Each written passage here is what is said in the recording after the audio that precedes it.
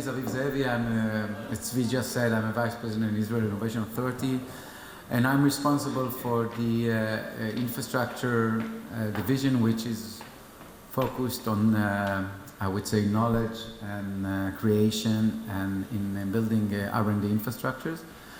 And I will start by 2 minutes about Israel Innovation Authority, just because I'm expected to speak about them and what we are doing. It's a government VC. And then I will talk a bit about what we are funding under the consortium program, and we are looking for new ideas and new projects to be submitted. So we will be able to spend all the money that we still have before they will cut it from the budget. And then I will present my colleagues here. They are all participants on their of the Israeli Human-Robot Interaction Consortium, and actually maybe they will present themselves. They will speak about the companies, and then we'll start a panel of a discussion. So I will continue because I know we are all a bit late. So what is the Israel Innovation Authority? Actually, it's a government VC with the main idea is promotion, technologies, innovation, mostly to make sure that the Israeli economy will keep its advantage. We are investing in the R&D of innovative technological products. We are gearing up for future technologies. Actually, the consortium program, or consortia program, actually is focused about this. And of course, we are doing a lot of enabling activities, which just doesn't have anything to do about budget itself. We have around 2 billion shekels per year coming directly from the Ministry of Treasure, and we are expected to invest in new technologies. So, and we are going to speak about one of the projects. So our role, we have, as I said, 3 main roles. We are investing specifically in research and development ideas, either companies or big projects or infrastructure themselves. We are invested both on product creation, but also on the research itself. Most of the money actually is going for those 2 places. My specific division, which is about gearing up for future technologies, is more about making sure that the Israeli industry is well prepared for the emerging technologies. We are focused starting this year on 4 specific technologies: climate tech, bioconvergent, quantum, and AI. You can see it probably from the list of projects I will present soon. For this specific division, my budget is about a bit more than 500 million shekels. It's quite a lot in Israeli terms, and actually it puts us one of the biggest VC, which is focused on applied research for industrial purposes. And we are doing a lot of enabling technologies, more about the fact that there are some regulation problems that we are all facing on a day-to-day life, which are preventing from the Israeli technology to be part of it. So, as I said, we are focused on 3 main divisions with the money, and I'm heading the technological infrastructure division. So we are now today here to speak about a research consortium. What is an Israel consortium? Actually, it's an incentive program, 3 years grant, around 66% to 66% for the industry, 80% for the academia, for R&D collaboration. The IP is shared. So background IP belongs to you. Foreground IP is somehow developed and shared by consortium members. And of course, we are welcome for region companies' participation, either as an observer or as a full members. Just a list of relevant consortium. I have 2 slides here. So the ones who are in blue are the ones who are just about to end. As you can see, there are 3 in red, which are the ones who are more focused on robotics. And the new projects we are now focusing on are not so much in the robotic fields. Since we didn't get enough projects, it's very difficult to encourage the Israeli robotic industry to develop new ideas and still get money from the government. So as you can see right now, we have, I would say, 2 projects you can see Andromeda and LAMP on laser materials processing using a robot and monitoring and remote controlling of autonomous fleet. And there is another one that we are going to present today about the human-robot interaction, but as you can see, all the others are really has almost nothing to do with robotics. We invest a lot in quantum, as you can see, a bit about materials and AI, and some in the medical, etc. So what's the HRI consortium? So we can start already talking. So the HRI consortium is actually, I would say, a consortium which is focused on collaboration between industrial partners, quite a few as you can see, and we have representatives here from those companies and from the academia. Quite a few of observers. We have a few, I would say, people who are trying to help those consortium members with the hope that we will be able to accomplish in 3 years all the challenges we have put. So the main idea is to build a robot, a remote robot, and to increase the option of guiding this robot, and also robots in production lines, and robot which is operated in a steric, I would say, in storage facilities, and also ones who are working together with human beings. And I'm sorry that the vision is in Hebrew, but the main idea is to allow the robots to have some social interaction with human beings. So I will stop here because I talk quite a lot, and we will start by presenting our colleagues, and I will ask each one of them to speak 7-8 minutes about their company, and then we will talk a bit about our panel. So let's start with Pavel, Pastor. Please. Okay, hello, my name is Pastor Pavel. I manage software and algorithms teams in RobotIcan. RobotIcan started around 20 years ago as an innovation company of 2 students from Ben-Gurion University and professor. Today we around 40 employers. We're located in the Omer Industrial Park. It's a desert area, and we enjoying also the open spaces for our experiments. It's quite easy. Area of our interest is autonomous robotics. We making drones for indoor and for outdoor.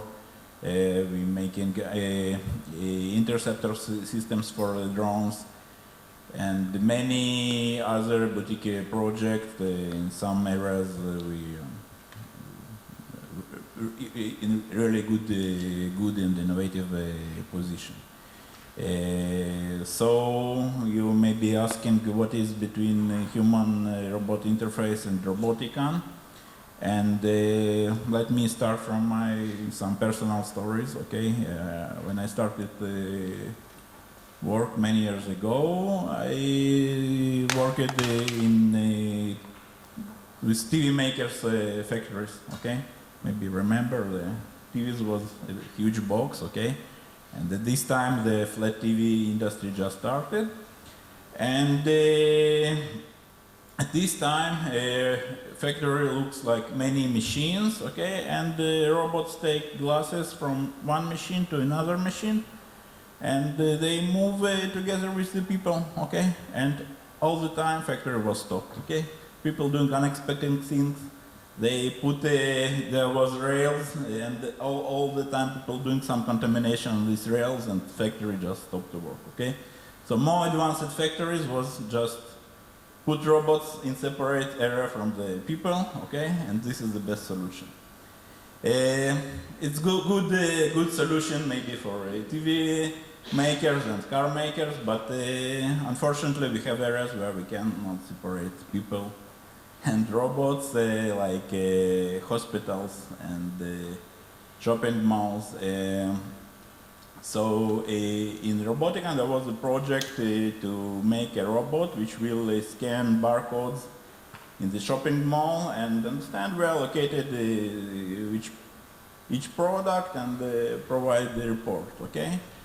Everything was excellent. We did experiments, very advanced SLAM. Unfortunately, there is people in the mall, okay?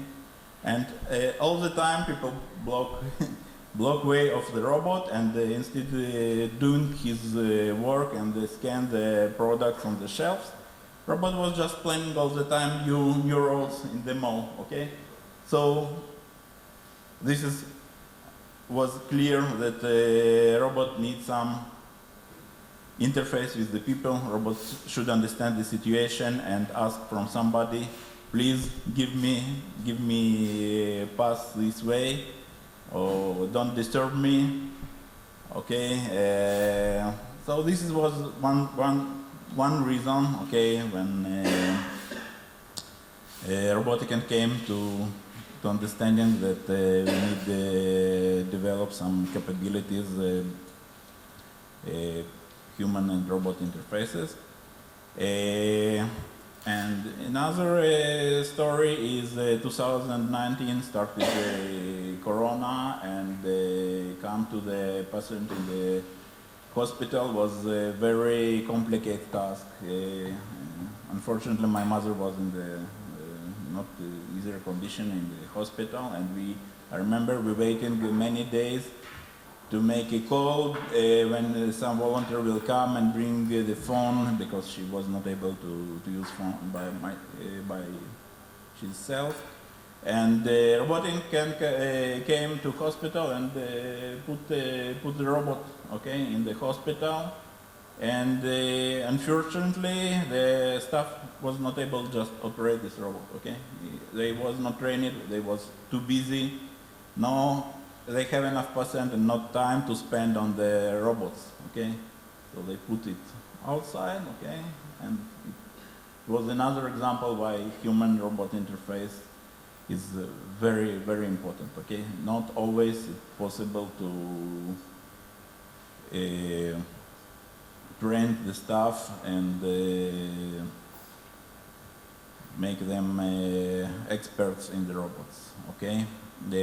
Another example, also relevant to our company, is the battlefield, okay?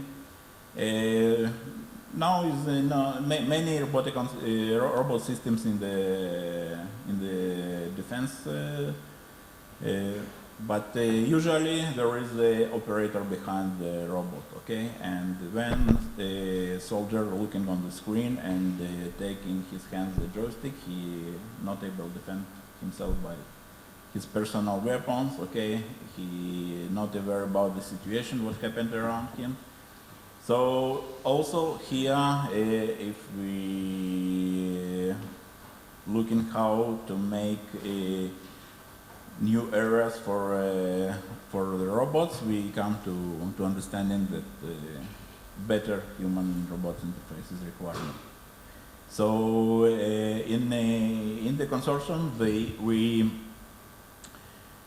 working on several projects. Some project is natural interface, a mix of gestures and natural language, okay, to control a robot. Now there is a big revolution in the market, you know, ChatGPT and other big language models, but usually all this solution requires a connection to the cloud and not suitable for online robotics application yet. And other projects is we want to make the robot to understand the situation and develop the ability for the robot to ask help from the people and not to be stuck in the shop, as I explained. Okay. Yeah. Thank you, Pavel. Let's move on to Carlos. Since it's already in your hands, so you are from our company. just explain us a bit about the Can you show microphone? Why did you need a better human-robot interaction? Yeah, well, thank you very much for hosting us. So our company, Deep Learning Robotics, developed a system that enables robotic arms to learn by watching. This was the main purpose of our company at the beginning, and the main core technology we developed. The technology is fully patented today. We have more than 5 patents already granted, and the whole principle is that you have a robot arm today. It's really complicated to ask any task from him. It's an engineering process to insert a robot into an operation, and by using our technology, the robot just needs to observe a human performing the task, and then in a matter of minutes the robot can perform the task instead of the human. This is really, it's a game changer in the industry. We've been working already with some of the main robot arms manufacturers in the world. We've gotten orders from Yaskawa, from Comau in Italy, and so on. And human-robot HRI is, for us, in my opinion, actually, I don't want everybody has a different opinion about it, but in my opinion, is the real enabling technology to have mass adoption of robotics today. And the reason I say this is because mechanically we see around many robots already that can do tasks even more precisely than humans. They can move, at a precision of 0.01 millimeter, even better than that. The technologies are mature. The robotic arms have been around for a while now, and they perform 24/7 for years. So one of the only reasons why you still need people doing work manually is because this technology is still complicated. It's difficult to adapt to new tasks, to new objects, and this is where we came in. The ability to learn by watching is a game changer again, and we believe that this program of HRI, of the Innovation Authority, is allowing us to bring this product of ours to a new level where a user actually doesn't even need to touch a computer or a screen. A robot can understand by watching the human, giving gestures, even understanding intentions. As much as I know, this initiative of the Innovation Authority and this consortium is unique in the world. I mean, we're investing in the next 3 years probably over $20 million together. We're more than 40 people involved in this project. All of them are, leaders in their fields. Not only technology, they are also people that come from the psychological point of view. So I have no doubt that the result of this new stage of HRI is going to bring out a new generation of products for all our companies here involved. Thank you very much. Let's move to Eli. Khalastchi, yeah. Hi, thank you very much. I'm really honored to be here. Yeah, so my name is Eli. I'm the research scientist of Cogniteam. My PhD research is about anomaly detection and fault diagnosis, but recently, due to our activities in the HRI consortium, I'm gravitating towards HRI. I'm really falling in love with this subject. And Cogniteam exists from 2010, and for the first 10 years, we were just a project company, namely doing some projects in the field of multi-robot scenarios, AI and robotics, and so on. But 2 years ago, we were reborn as a startup. And now we have this product called Nimbus, which is a one-stop shop for everything a robotics company needs. So you can have this, you can just drag and drop ready-made components and concentrate on your own IP and just plug and play everything and concentrate on the things that you want to do. And for everything else, just use ready-made components and shorten your time to market. And you can, after you develop your robot, just visually, you can test it in a simulation, and it's a local simulation that runs on your laptop, on your browser, so you're not paying to the cloud infrastructure just to test a simple line of code. And then after you do that, you can deploy the configuration to the robot, to one robot, to the entire fleet, and then you have monitoring and teleoperation and CI/CD updates and so on. So this is the product that we're working on right now. We have some customers. And HRI is important because I agree with Carlos. I mean, this is an enabling technology. And we as Cogniteam, with the Nimbus product, we believe that this is an infrastructure. It's an enabling technology that can support companies like Carlos or like ReWalk and so on. That I actually really like these companies and the people here because they do really great stuff. And Cogniteam can support that. So in Nimbus, we have this hub, this store of ready-made components. And if we're going to take all these HRI components that we're going to build and place it there in the hub, in the HRI store, then any one of you can just drag and drop these ready-made components and HRI is sold for you. So you can concentrate on your own unique IP. And this will shorten your time to market. So this is why HRI is important in our view. Thank you very much. So we will go on directly to ReWalk.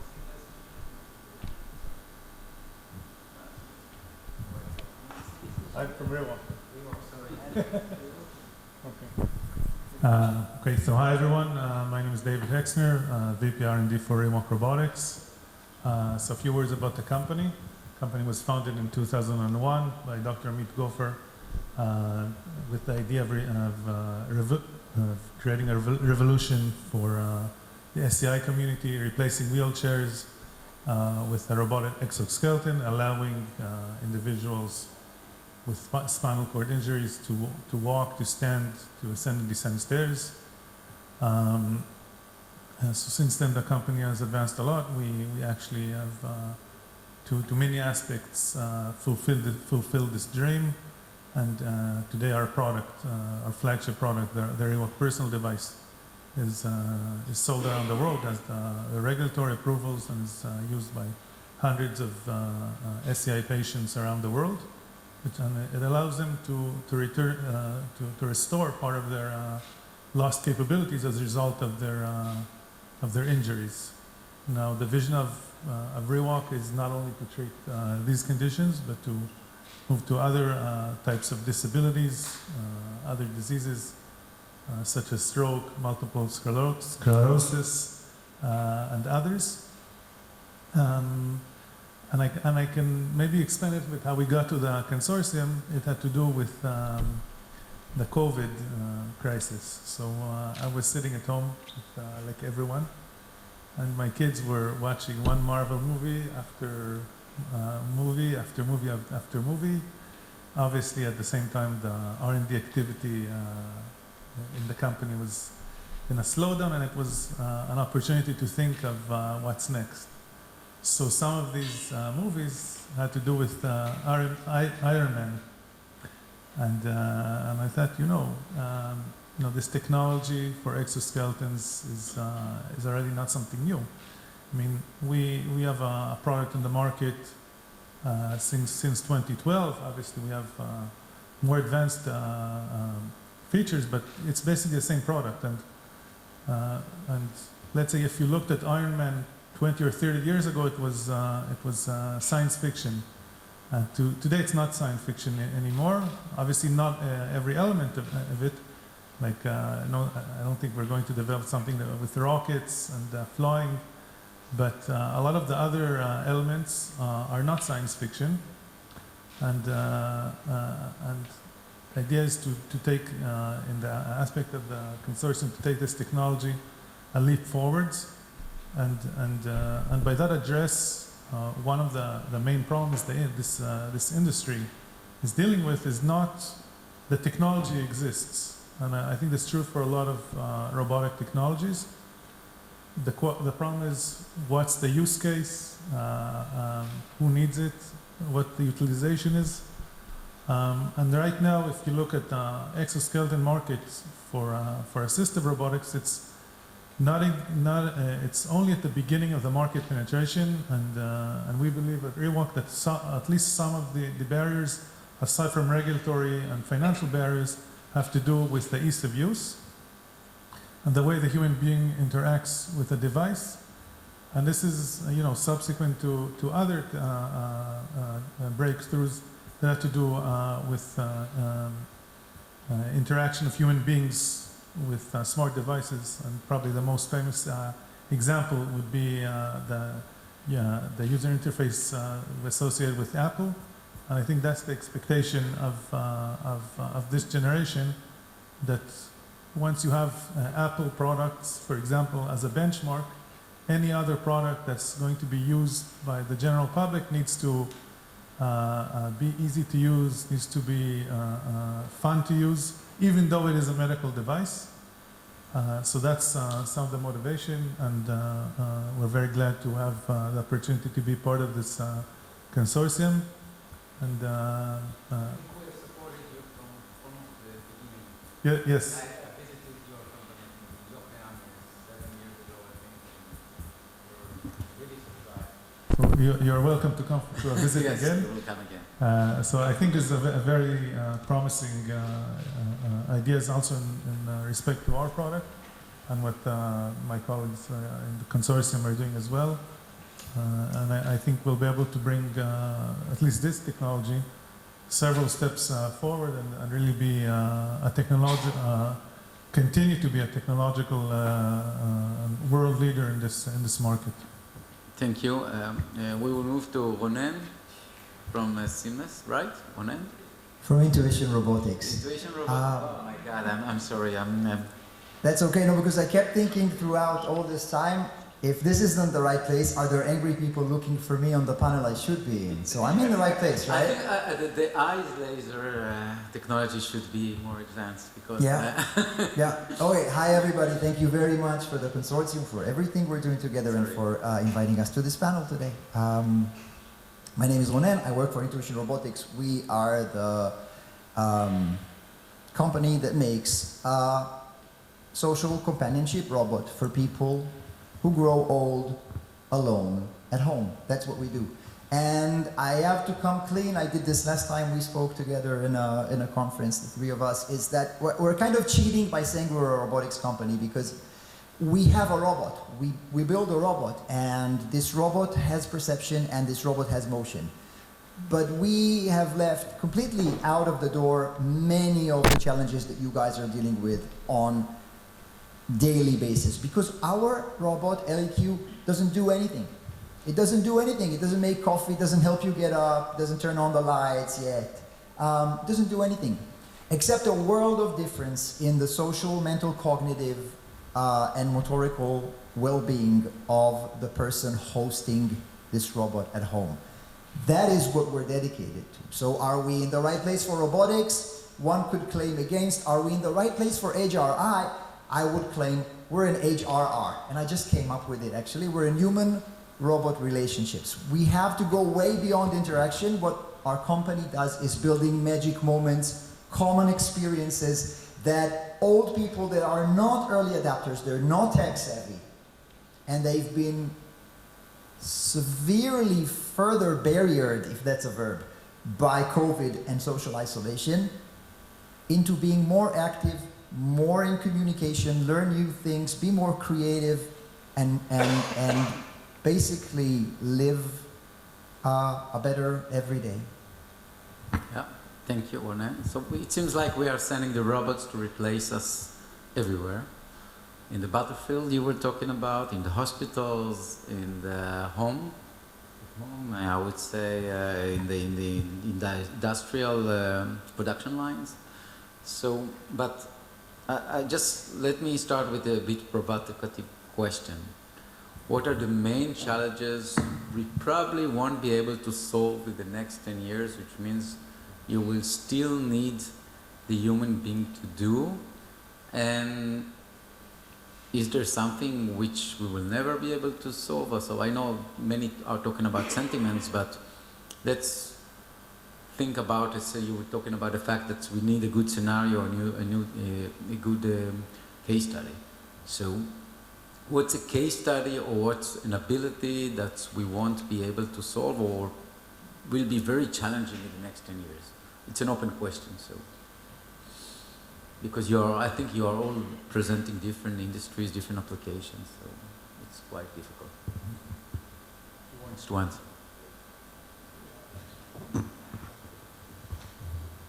First of all, we're all here entrepreneurs, so when you throw a question of what will not be possible, everybody will say, everything is possible. There's nothing the sky is the limit, right? Personally, in our field, in industrial and retailing, there are many challenges still ahead.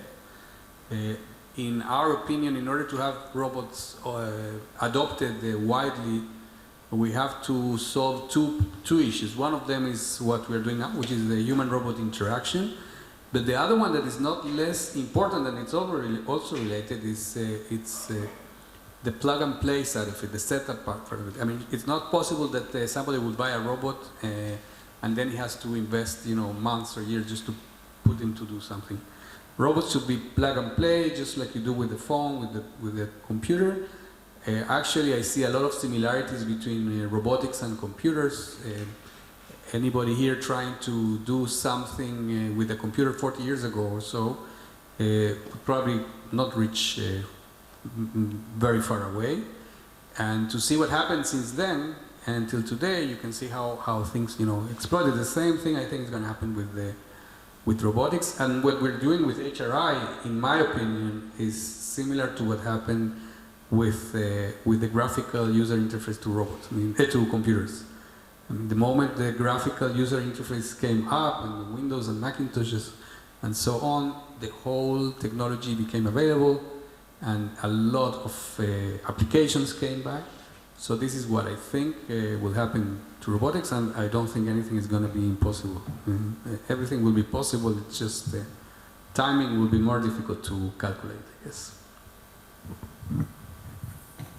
To follow up on that line of thought, I also believe that I think that the question isn't when you think of what does it mean something to be possible. If you're talking about technically, I think it's pretty clear that the direction is going towards that most things will be possible. It's a question of time of money. So I don't think the question whether it will be possible, it's a question of whether it will make sense and whether there's actually benefit. And I can give an example from the field of exoskeletons that there were several projects around the world to develop exoskeletons for assisting soldiers in the battlefield, for improving their metabolic cost. Now, technically, they worked, okay? And actually, the Restore project we did with Harvard University was originated from this. And when we visited there, some of the people on my team were infantry soldiers, and we saw their experiments that it worked and so on and so forth. But they said, okay, I'm never going to wear this to a battle, and this was funded by DARPA, obviously this one, and there were several projects around the world. And ultimately, I think most of them, nothing came out of it, even though a lot of money was invested. And they did get to good technical results. They actually reduced the metabolic cost. But that's not the right direction. It wasn't useful in many aspects to soldiers. And let's say it's approximately 5 to 10 years later, now we see, or even not now, in the last 10 years, we see other forms of robotics going into the battlefield in the form of autonomous vehicles, because it doesn't make sense to augment the human being's capabilities. It makes sense to replace him. So, to sum it up, it's not a question of what's possible and not possible. It's what use case makes sense to satisfy that certain cost function, whether it be usability, whether it be economic costs, or any other benefit that someone can gain out of it. So the question was, what type of task robots will not be able to do? Well, we live in a special area. We see that AI is doing everything, and the more things it can do, the less special we think we are, right? I mean, just a short while ago, we thought that AI cannot do art, it can imitate art and generate art, and it can do a lot of special things. But I think in terms of robotics, well, robots are autistic in a way, okay? And it's not a joke. I mean, you have to explain everything explicitly in order for them to do things. And I think that one of the things that makes humans special, that we can form ad hoc teams. okay? So dynamic teams. And I think this will be a special challenge for robotics for at least for the 20 years or so. So let's say that you're in Japan and you're not speaking the language and someone falls from a motorbike, and then you can give aid, right? And someone goes and says, oh, I'm a doctor. So immediately you will clear the way and let the doctor take care of this person. Or there's a fire, and without hesitating, someone will bring water to put out the fire. And these are things that we as humans are really good at. And I don't think that for robotics, if we have like different vendors, even if we have these common protocols, let's say VDA 5050, MQTT or whatever, even though we have these protocols, and even though we can solve the problem of teamwork in specific domains, I think that the domain of ad hoc teams will be a really challenging domain that I'm not saying it's not solvable, but it will be challenging for the coming years. I would like to agree with my colleagues that maybe one of the main challenges is the cost of the product and time to market. Okay, and if we talking about human-robot interfaces, to bring the robot to the market which can communicate well with people and understand the situation, before we need to do a lot of experiments, okay? And these experiments involve people, and people should be, during the development process, should do all the time same things, and we need to repeat these experiments many times, okay? And in real world, it's very expensive and very complicated. In our company, we developing now a simulation environment. We call to this environment Arena, and it's based on the photorealistic game engaging. Okay, and with this simulator, we can in virtual work with the people and robots and simulate the physical interaction between the environment and robot, and the interaction between the robot and the people, and came to the real world much more prepared, in much better readiness conditions, okay? And we believe that this will drastically reduce cost of the development and time to market as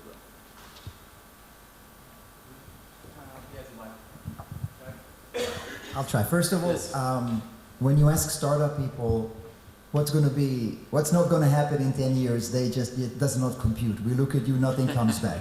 Because we're programmed to think that in 6 quarters, we will change the world completely. Yeah, good luck with that. Good luck. I guess I'm older. There is something, I think, again, from the point of view that isn't utilitarian or motorical, that is going to take us 10 years. And it's built on 2 areas for which you could claim the core technologies or the building blocks exist, but they don't really. And something else is missing, which is the design and the marrying into human behaviors. Those things are single human behavioral models that take into account sentiment and emotion. They do not exist because there is no software-enabled taxonomy for how we behave and think. And there is a war between me and the rest of the world on how individual this is versus patternized for humans, but we'll continue to fight for at least 3 years. And the emotion and sentiment recognition, we still are looking at the first generation of startups who are saying we can do this with vision, face detection, we can do this with voice patterns, we can do this with language, we can do this with body language, but we're still very far from multimodal, effective emotion recognition engine, and we're even further away from a model that can produce the so what of this in social context. And the last thing we need that we don't have is cultural understanding that we can apply to these relationships, because being successful in Japan and being successful in the US with a robot is not the same. There are cultural elements, there are cultural nuances within this room as well, and we still don't have mechanisms to analyze, detect, and act upon them. Well, I'm really glad the fact that we are all very optimistic, so that's really great. And actually, one of the reasons I'm heading the investment committee of infrastructure in the User Innovation Authority, and one of the reasons we like this specific consortium because they have offered to build a new model which will be very generic for human-robot interaction in the ROS, in the Robotic Operating System. So my question is, how far away are we from putting online GitHub or maybe somewhere else this model? I think regarding this model, after what Ronen just said, it's very difficult because it depends on culture, as you said, or it depends on the case study. Well, the gate infrastructure exists, and some of the layers are also already implemented. So the HRI toolkit is the GitHub. It's the source code that combines everything, every research together, and take all the products and place them in one cohesive network, one cohesive multi-layered network. So this HRI toolkit is built with a basic input layer that detects the skeletons and takes speech and turns it into text. So this is the basic layer that actually is already implemented all over the world, like from 10 years ago.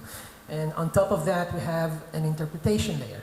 And this layer should detect social cues.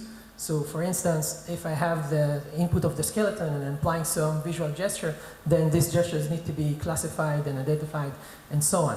So in this layer, we're turning speech into text and text into instructions. So we have this instruction filter component that can take the free speech and just fish out the instructions that the robot can understand. Okay, so this is already implemented. On top of that, we're going to have a context management layer. So in this context management, imagine that you have this document-based database, and everything that the user program needs to write in terms of context, object detection, whatever, it can write to that layer. And you can query this layer, and you can retrieve information, and you can also publish the entire context of the HRI in this layer. So this is not yet implemented. This is scheduled for the next period of the consortium. But the ideas are there, and this stores the session, because in this infinite cycle, in this infinite loop of interaction between the robot and the human, you need to store the session. You need to store the session state, right? So you're conversing with the robot. So I know you're specialized in that. So in this layer, you can actually store the session state and remember which instruction was given by whom and at what time and how relevant it is now and so on. And after that, or on top of that, you have a reasoning layer. So we're talking about several layers of cognition. So in this reasoning layer, you have anomaly detection, you have fault diagnosis, you have contradiction detection. Okay, so maybe I'm pointing to the right and stating to the robot, move to the left. So the robot needs to recognize this ambiguous instruction. Or if several persons are saying at the same time several contradicting instructions, this needs to be detected. So contradiction, missing information detection, and so on. And hopefully, if everything is reasonable and everything is consistent in terms of the robot, then this goes to a social planning. So it's not just a planner and a planner, but it's a social planner. So you have an autonomy adjuster. Some of the tasks can be adjustable. Some of the tasks can be autonomous. Some of the tasks cannot be autonomous. You have reinforcement learners. So if the user gives a smile or feedback, then this should correlate to a gesture that the robot had expressed. And if this is a positive feedback, then the robot should reinforce this behavior. Okay, and so on. So we have a lot of components planned for this layer as well. And finally, there's an action generation layer. So you can generate messages and prompt the user. And it's not just like reading a message. It's how fast to read the message, at what volume. Should be a stressful message or a kind message, and so on. And this closes the sense thinking cycle of the robot, right? So as of now, we have the first 3 layers already implemented. Everything is planned throughout the different layers for the HRI toolkit. And as this is an ongoing work, so as we continue to work in the consortium, we edit and add and remove some of the components, and this is a living and breathing thing.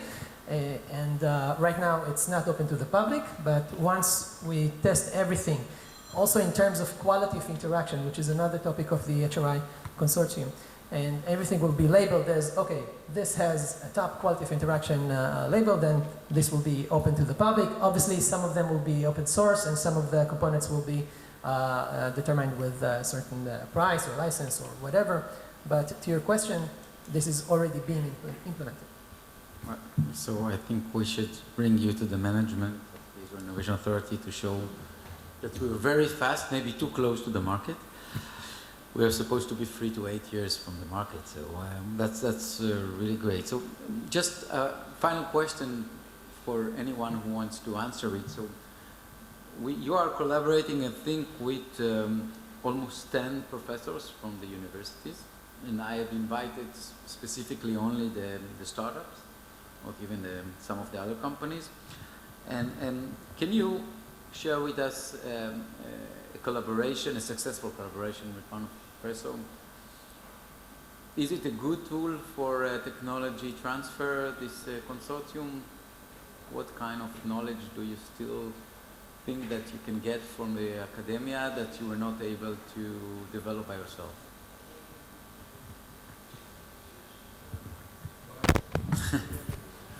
I'll say, first of all, in general, I think, also from past experience, I think it's a good tool. It's not utilized enough in our country because, in general, universities do research and they're probably better at it, and companies usually do development, and they're usually better at that. So the combination is, in general, makes sense, and I think the fact that this tool of consortiums is valuable because just for some technical reasons, the amount of paperwork I would need to do in order to, in the consortiums, we have collaborations with Tel Aviv University, the Technion, and Ben Gurion. If I would have to do the same thing on my own, it would be very difficult in several aspects. Legal aspects, because it would be negotiations for months, and approvals and so on and so forth. The financial element, any management of a company, when they get an opportunity to get a so-called grant, it gives them a lot of motivation, even if they're going to spend more money. It's easier to convince in this way.